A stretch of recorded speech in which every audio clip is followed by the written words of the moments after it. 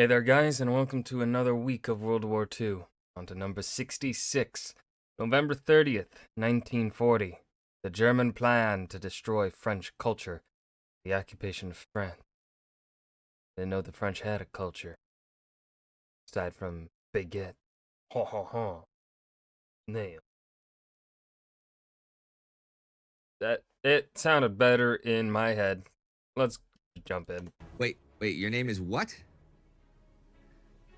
And I killed who? Prepare to die? Oh, Inigo Montoya. Yeah. Okay. November 30th, 1940. Their leaders have been so full of confidence and so sure of victory, but that confidence does not ensure victory. And this week, both the Italians and the Japanese fail. I mean, failure's kind of expected from the Italians. I'm Indy Nidell. This is Like, it's a genuine surprise when the Italians don't fail. Japanese, on the other hand, right, that's more like kind of a toss of a coin in this time period. World War II. Last week, the Greek counteroffensive against the Italians continued to gain ground, but the Italians suddenly gained more allies as several nations became Axis powers, and the Chinese detected a buildup of Japanese forces in Hubei province. This week, that buildup becomes an attack in the Yixiang and Sha region of Hubei province against Chinese nationalist and guerrilla forces. This is the Central Hubei Operation, codenamed Han River Operation to the Japanese. The attack is launched the morning of the 25th, and the Japanese break through in several places. They do a lot of damage, but the Chinese know the local mountainous terrain, and by the 26th are slowing the Japanese down. A Chinese counterattack the 27th forces the Japanese back in several places, and the 28th, Japanese commander Waishiro Sonobe orders his forces back to their starting points. The Japanese lose a lot of men in the retreat until air cover can arrive and put a stop to that. The whole operation, a failure for the Japanese, is finished by the 30th with some 5,000 Japanese soldiers killed and 7,000 to 8,000 wounded. I do not have numbers for the Chinese. There are Japanese sources that claim the operation was actually a probe to find Tang Enbo's forces. They do not succeed in this if it is in fact the purpose of the operation. One thing that was supposed to happen was a Japanese victory right when Japan finally recognizes Wang Jingwei's puppet Nanking government as the Chinese government on the 30th. See, that took a would while. mess with Chinese morale. Instead, the Japanese get the opposite. But Greek morale is certainly getting a boost as their counteroffensive continues gaining ground. I've talked a bit about it the past couple of weeks, but I never went over the Greek order of battle, so here it is in general. 8 infantry divisions, 2 infantry brigades, and a cavalry division take part in the counteroffensive. In the west is the 1st Corps, in the center the 2nd Corps in the mountains, and then the 5th and 3rd Corps to the north in western Macedonia. The Greek army lacks tanks and anti-tank weaponry, so a standard tactic is to stick to the mountain ridges and avoid descending into valleys whenever possible. The ultimate goal of the counteroffensive is the port of Valona. Capturing this would leave the Italians with only one Albanian port from which to reinforce their army. But just as the Italian advance in the first place was a logistical nightmare, the further the Greeks advance towards and into Albania, the more it becomes one for them, even as the Italian lines now grow shorter and more stable.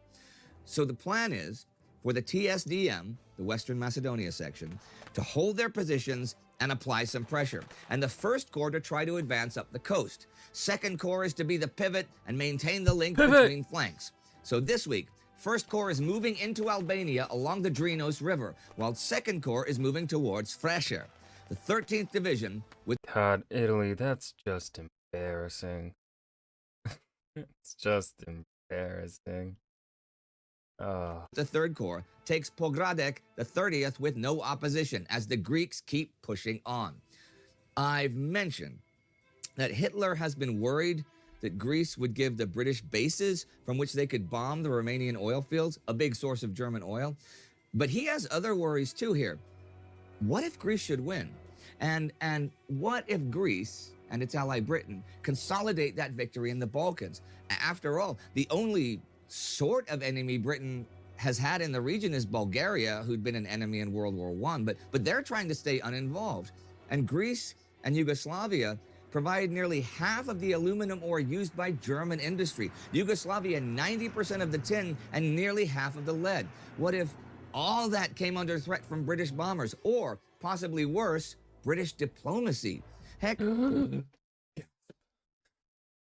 diplomacy. Oh, no. Britain's support for Slavic independence in 1918 and 1919 is partly responsible for Yugoslavia's existence. What would that then mean for Hitler's war plans? Likely nothing good, so there are wheels within wheels here. It's also interesting to see Hitler's thoughts about enemies he'd already defeated, for example, France. Now, we saw last month that Hitler was interested in getting Vichy France to maybe actively join the war against Britain, much as he was trying the same with neutral Spain as well.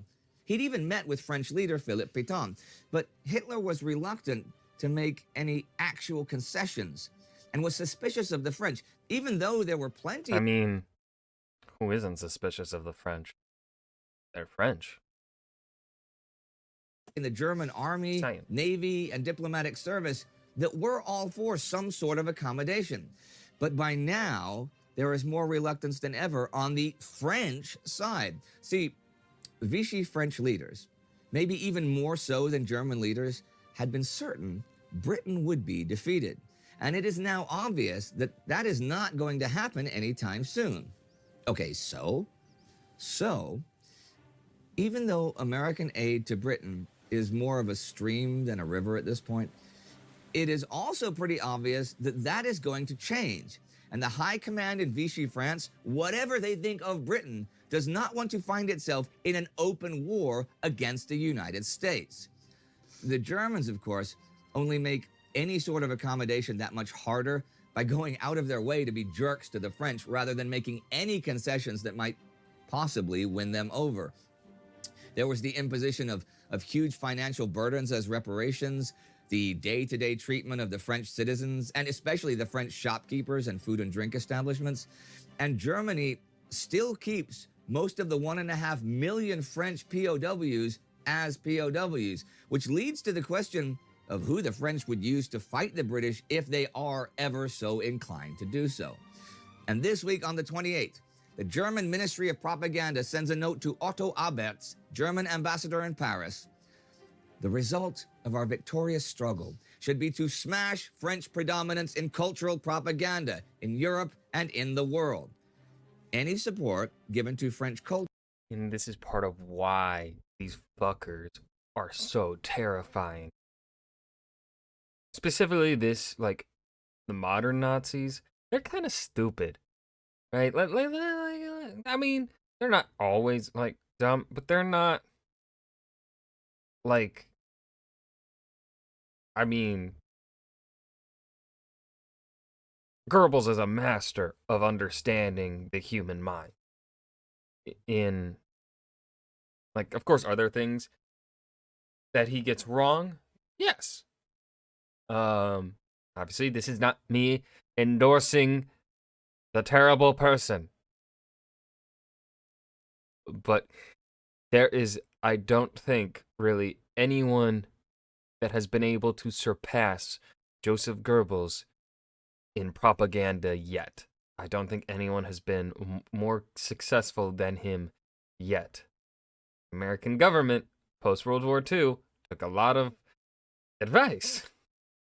Took a lot of inspiration from Joseph Goebbels when it came to, you know, recruitment and propaganda, blah, blah, blah. But anyways, what Joseph Goebbels there said, in regard, like, that's a man that understands, like, the long-term things at play that need to be addressed in order for the German Nazi plan to actually be successful and long-lasting, right? Destroy French culture, their dominance over, have it be German culture take charge, right? But more so than that, a specific kind of German culture, the German Nazi culture, right? Um, like the modern Nazis, they don't really seem to grasp um long term plan. You know, they're very effective at the short term. And I mean, even Nazis of the 1920s to 40s, um, arguments can certainly be made that their plans were very much short term and not necessarily capable of success in the long term, right? Um, and of course, that could be part of the human condition of pretty much the constant sort of need of independence and freedom, I believe exists in the human mind. That's being just our natural state. So fascist ideas may succeed in the short term, but they can never succeed in the long term because of the natural human desire for independence and freedom. Me being an optimist here. Anyways, I lost the point of what I was trying to say here. Turning to the video. Culture is a crime against the German nation. So you may wonder why Hitler even keeps Vichy France independent in the first place. Well, since Germany does not have naval superiority, it is the only practical way to try and keep the French colonies from being used by the enemy. But I'll peer a few days into the future now and say that already in December, Operation Attila, plans to occupy Vichy France, are being drawn up just in case. Another operation is happening this week, though, Operation Collar. 3 British merchantmen sail from Gibraltar with supplies from Malta and Alexandria without a loss. This is the first time it's merchant ships and not warships doing the transport on what Mussolini called the Italian Lake. Or is that what really happened? See, that's what David Somerville says. Other sources say that the convoy is escorted by the cruisers Manchester and Southampton, and eventually the destroyer Hotspur. Further north, the British do have a strong force in the waters, though, Force H, which we've seen before. This is under James Somerville, and they do battle with the Italian Navy the 27th at the Battle of Spartivento. The Italians under Admiral Inigo Campioni, and I cannot hear that name without thinking of the Princess Bride, sorry to break character there, Inigo Campioni, have 2 battleships, 6 heavy cruisers, and 14 destroyers. The British match them in destroyers and have a battleship, a battle cruiser, a heavy cruiser, and 5 light cruisers, and some smaller ships. The British do also have an aircraft carrier, which is an advantage. But the Italians have larger and longer range guns, which is one to them. Campioni has orders, however, to avoid a decisive battle unless he has big odds in his favor. So there's only a brief firefight, and 1 British cruiser and 1 Italian destroyer are damaged. Also in the Mediterranean this week, on the 26th, aircraft from the carrier Eagle attacked Tripoli, and to the southeast, there is news from Egypt. This month, the British crypto analysts working in Cairo at the Combined Middle East Bureau, which is the Bletchley Park station there, break the ciphers of the Italian High Command. So Italian plans and maneuvers all over Africa are now read basically as soon as they are issued. And there are notes from all over Europe this week. Rioting and civil disturbances begin in Romania the 27th. This begins after the Yalova massacre the night before, when 64 political prisoners at Yalova Penitentiary are killed by the Iron Guard. The 27th, the Guard arrests and executes prominent figures, including former Prime Minister Nicolae Iorga. The army clamps down and quiets things eventually, with some German help. But here's the thing, the Iron Guard did this independently of Conducător, national leader, Ion Antonescu, and we are now seeing an escalating power struggle between him and the Iron Guard under Horia Sima. On the 28th in Germany comes the premiere of yet another rabidly anti-Semitic film, The Eternal Jew. Für den Juden gibt es nur einen Wert. Das ist Geld. Is that the opening line? Goddamn. Wie und womit das Geld verdient, ist ihm völlig gleichgültig. Die Juden aber sind ein Volk ohne Bauern und ohne Arbeiter. Ein Volk von Parasiten. Maybe they don't have farmers because no one would let them own land. Just a thought that could be thing.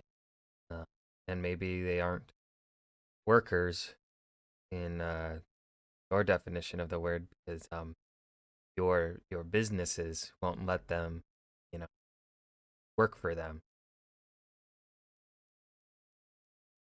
Just saying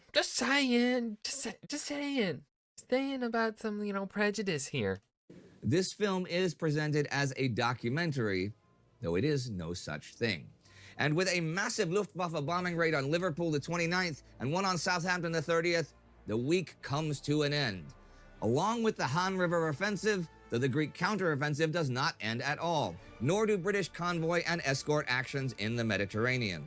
Things aren't looking so good for the Axis this particular week, being pushed back in both Greece and China. And those invasions and those attacks were supposed to be so easy since, the invaders just knew that they were better people, better armies. It becomes so monotonous, since we've seen it time and again in both this World War and the last one, that you would think people would wise up. Hubris never leads where you think it will. If you'd like to see how Romania and other nations... And that was week 66 of World War II, November 30th, 1940. The German plan to destroy French culture. Occupation of France. It was an alright week, nothing really much to it. There were things to talk about in regards to Goebbels' line there, but outside of that, nothing much. So I hope you guys enjoyed. Remember to hit that like button and subscribe for more. And I will see you guys in the next video. Peace.